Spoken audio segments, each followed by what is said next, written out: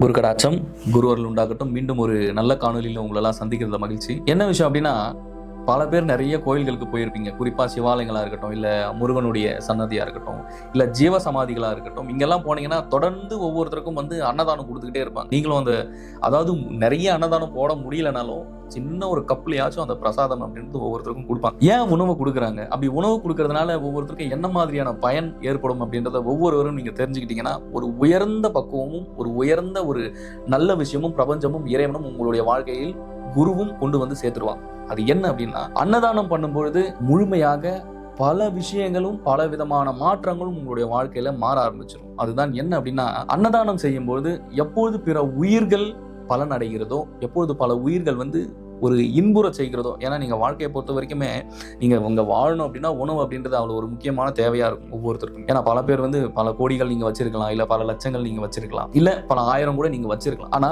அது கூட இல்லாத அளவிற்கு பல உயிர்கள் வெளியே இருக்கும் பொழுது எல்லாமே இறைவன் தானே, எல்லாமே இறைவனுடைய கோட்பாட்டுல தானே இருக்கு, எல்லாமே இறைவனோட செயல்ல தானே இங்க ஒவ்வொரு விஷயமும் நடந்துகிட்டு இருக்கு. அப்போ அங்க ஒரு ஆன்மா இருக்குன்னா அந்த ஆன்மாவுக்கு நீங்க உணவளிக்கும் போது கம்ப்ளீட்டா இறைவன் உங்களுக்கு பல விதமான விஷயங்கள் உங்களுடைய வாழ்க்கையில மாத்தி விட்டுருவார். ஏன்னா இதனாலதான் நீங்க ஜீவசமாதிக்கு போனா கூட யாரு போனாலும் எப்போ போனாலும் அங்க சாப்பாடு, எனக்கு உணவு வேணும் அப்படின்னு நீங்க கேட்டா அந்த இடத்துல கட்டாயமா உங்களுக்கு உணவு கிடைக்கும். ஏன்னா அது மட்டும் இல்லாம அங்க பல சன்னியாசிகளும் பல யோகிகளும் பல மகான்களும் ஒவ்வொரு ஜீவ சமாதிகளுக்கும் பயிற்சி பண்றதுக்காக போவாங்க. அந்த மாதிரி இடங்களுக்காக இருக்கட்டும், மற்றும் நீங்கள் செல்லக்கூடிய கோயில்களாக இருக்கட்டும். அப்படி இல்லைன்னா கூட விடுங்களேன், நீங்க எங்கேயாச்சும் வெளியே போறீங்கன்னா தயவு செஞ்சு ஏதாவது ஒரு ஆன்மாக்கு உங்களுக்கு அந்த உதவி பண்ணணும், நான் ஒருத்தருக்கு உணவு வாங்கி கொடுக்கணும் அப்படின்ற ஒரு சிந்தனை உங்களுக்குள்ளார வந்துருச்சு அப்படின்னாலே முழுமையா அந்த ஒரு எண்ணத்தை வேற யாரும் கொடுக்கல, இறைவனும் பிரபஞ்சமும் தான் உங்களுக்கு கொடுக்குது அப்படின்றத முதல்ல நீங்க தெளிவடைஞ்சுக்கணும் ஒவ்வொருவரும். ஏன்னா இங்க தானத்தின் தானம் சிறந்த தானம் அன்னதானம் அப்படின்றத ஏன் எல்லாரும் சொல்லி இருக்கிறாங்க அப்படின்னா, நீங்க ஒரு உயிருக்கு பசி ஆற்றுட்டீங்க அப்படின்னா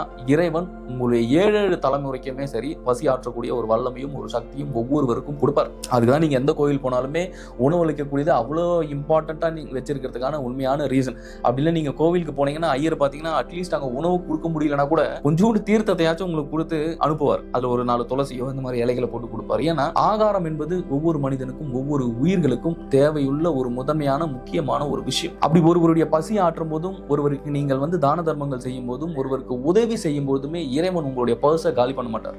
நீங்க நல்லா நோட் பண்ணி பாருங்க. நீங்க மத்தவங்களுக்கு தான தர்மம் பண்ணும்போது, மற்ற உயிர்களுக்கு பசியை நீங்கள் போக்கும்போது இறைவன் உங்களுக்கு எங்கிருந்து கொடுப்பாருன்னே தெரியாது, அது கொடுத்துக்கிட்டே இருப்பார். என்னோட வாழ்க்கையில் நான் அனுபவித்ததை நான் கண்டதை தான் நான் சொல்லிக்கிட்டு இருக்கேன், உங்களுக்கு தெளிவா புரிஞ்சு. ஏன்னா எவ்வளவோ பசி எடுத்தாலும் சரி, உங்களை எரிந்து விழக்கூடியவர்களாக இருக்கட்டும், உங்களை திட்டுபவர்களாக இருக்கட்டும், உங்களுடைய வசைப்பாடுபவர்களாக இருக்கட்டும், யாராக இருந்தாலும் சரி, உணவு அப்படின்ற ஒரு விஷயத்தை வைத்து அது எப்பேற்பட்ட கோபமாக ஒரு கோபமுள்ள மனிதனாக இருந்தாலுமே அம்மனிதனை ஒரு பக்குவ நிலைக்கு கொண்டு வரக்கூடிய ஒரு விஷயம் எங்க இருக்குன்னா உணவுல தாங்க இருக்கு. ஏன்னா நீங்க வீட்டுல இருப்பீங்க, உங்களுடைய கணவர் கத்திக்கிட்டே இருப்பாரு, சண்டை போட்டுக்கிட்டே இருப்பாருன்னு வச்சுங்களேன். அவருக்கு திடீர்னு ஒரு உணவு போட்டு நீங்க கொடுத்துட்டீங்கன்னா அவர் சைலண்ட் ஆயிடுவார். அப்ப பசியில அவங்களுக்குள்ளார இருக்கிற அந்த ஈகோ வெளியே வருது, அது வெளியே சண்டை போட ஆரம்பிக்கும். அப்ப நீங்க இந்த ஒரு சின்ன லாஜிக்கை நீங்க புரிஞ்சுக்கிட்டீங்கன்னா உங்களுடைய வாழ்க்கையில உங்களுடைய கணவனுக்கும் மனைவிக்கும் சண்டையே வராது. இது ஏன்னா நீங்க வெளியே யாராக இருந்தாலும் சரி அவங்களை எளிமையாக ஒரு சாந்தம் அடைய வைக்கவோ, இல்ல உங்களுடைய வினைகள் தீர்ந்து போகணும் அப்படின்ற ஒரு நோக்கத்துல கூட நீங்க மற்றவங்களுக்கு தயவு செஞ்சு அன்னதானம் பண்ணாதீங்க. அப்படி பண்ணீங்கன்னா அந்த அன்னதானம் பிரயோஜனமே கிடையாது. அது ரொம்ப ஒரு கர்மால கொண்டு போய் விட்டுரும். ஆனா எதிரில் இருக்கக்கூடிய எல்லாரையுமே ஒரு உயிராகவும் அவங்களை நேசிக்கும் போதும் அனைத்துவரையும் தம்முயிர் போல நீங்கள் நேசித்து ஒவ்வொரு ஆன்மாக்களுக்கும் நீங்கள் உணவு கொடுக்கும்போது இறைவன் உங்களுடைய வாழ்க்கையை மாத்திடுவாருங்க. நான் சொல்றது நிஜம். நீங்க ஒரு நாளைக்கு அட்லீஸ்ட் ஒருத்தருக்காவது நீங்க உணவு கொடுத்து பாருங்க. அன்றைய நாள் உங்களுக்கு எப்படி இறைவன் மாத்தி கொடுக்குறாரு, அன்றைய நாள் உங்களுக்கு எப்படி போகுது அப்படின்றது மட்டும் நீங்க நல்லா கவனிச்சு பாருங்க. அன்னைக்கு நாட்கள் நீங்க எந்த மாதிரி விஷயங்கள் நீங்க சந்திக்க போறீங்கன்றது நோட் பண்ணி பாருங்க. அவ்வளவு ஒரு நேர்மறை எண்ணங்களும் அவ்வளவு ஒரு பாசிட்டிவான ஒரு விஷயங்கள் எல்லாமே உங்களுக்கு இறைவன் கொண்டு கொடுத்துருவாரு. அன்னைக்கு ஃபுல்லா நீங்க கவனிக்கக்கூடிய நீங்க பார்க்கக்கூடிய விஷயங்கள் எல்லாமே பாசிட்டிவா இருக்கும். ஏன்னா ஒரு உயிருக்கு நீங்க அன்னதானம் கொடுக்கும்போது அந்த உயிர் உங்களை மனப்பூர்வமாக இல்லை ஆத்மார்த்தமாக உங்களை வாழ்த்தும் பொழுது முழுமையாக நீங்கள் அந்த இடத்தில் கடவுள் தன்மைக்கு போயிருவீங்க.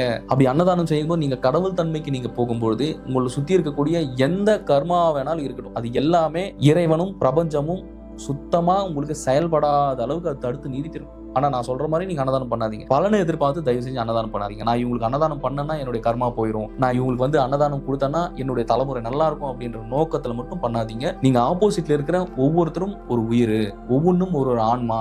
அது பசியினால் வாடுது, அதுக்கு நம்மளால் முடிஞ்சது, நம்மக்கிட்ட ஒரு 1000மோ 2000மோ என்னால் முடிஞ்சதை என்னால் கொடுக்குற அளவுக்கு இறைவன் என்னை வச்சுருக்கான், அதனால் நான் கொடுக்குறேன் அப்படின்ற ஒரு உயர்ந்த எண்ணத்தை ஒவ்வொருவரும் மாற்றிக்கிட்டு நீங்கள் மற்றவர்களுக்கு, இல்லாதவர்களுக்கு நீங்கள் இயன்ற அளவிற்கு ஒவ்வொருவரும் தான தர்மத்தை மேற்கொள்ளும் பொழுது அனைத்து ஜீவராசிகளாக இருக்கட்டும், இறைவனாக இருக்கட்டும், எல்லாருமே உங்களை உற்று நோக்கி உங்களுடைய பிறவி கர்மாவாக இருக்கட்டும், உங்களுடைய முந்தைய ஜென்மத்தில் உங்களுக்கு ஏற்பட்ட கர்மாவாக இருக்கட்டும், இது எல்லாமே கிளியர் பண்ணிடுவாருங்க. இதுதான் நிஜம்.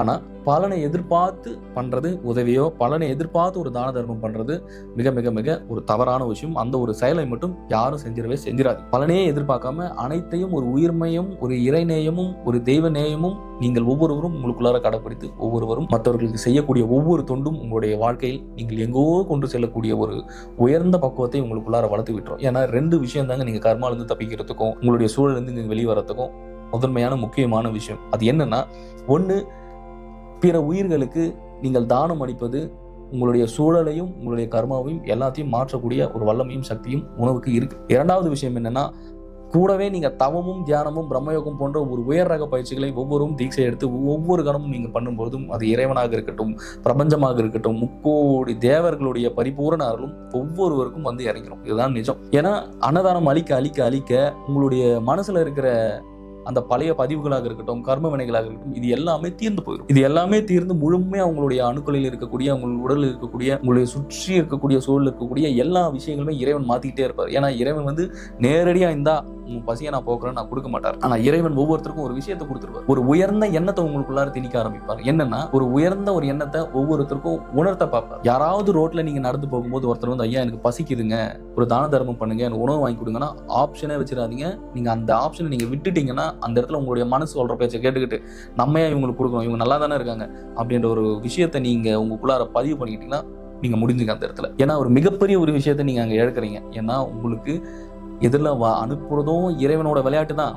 உங்களுக்குள்ளார அவங்களுக்கு கொடுக்க கூடாது அப்படின்றதும் ஒரு விளையாட்டு தான். அந்த இடத்துல நீங்க கொடுக்க கூடாதுன்ற ஒரு எண்ணத்தை மட்டும் தயவு செஞ்சு வளர்த்துக்க கூடாது. வந்து கேட்கறாங்கன்னா உங்ககிட்ட 10 ரூபாய் இருந்தா ஒரு 5 ரூபானா கொடுத்துருங்க. இல்ல மீறி போச்சா அந்த 10 ரூபாயும் கூட கொடுத்துட்டு வந்துருங்க. ஏன்னா இங்க கொடுக்குற பக்குவத்தை ஒவ்வொருவரும் வளர்த்துக்கிட்டீங்கன்னா உங்களுக்குள்ளார பலவிதமான நன்மையும் பலவிதமான விஷயங்களும் ஒவ்வொருவருடைய வாழ்க்கையிலும் நடக்கும் அப்படின்றதுல எந்த மாற்றமும் கிடையாது. ஸோ ஒவ்வொருத்தருமே மற்றவர்களுக்கு தான தர்மம் செய்யும் போது ஆப்ஷனே வைக்காதீங்க. கொடுக்கணுன்ற எண்ணம் வந்துருச்சுன்னா கொடுத்துருங்க. கொடுக்கக்கூடாது அப்படின்ற எண்ணம் ஒவ்வொருவருக்கும் வரும்பொழுது அது அதீத ஒரு துன்பத்திலும் அதீதமான ஒரு ஆபத்திலும் கொண்டு போய் நிறுத்தும். நன்றி. இந்த காணொலி உங்களுக்கு பயனுள்ளதாக இருக்கும் என்று நான் நினைக்கிறேன். மீண்டும் ஒரு நல்ல வீடியோவில் சந்திக்கலாம். குருகடாட்சம்.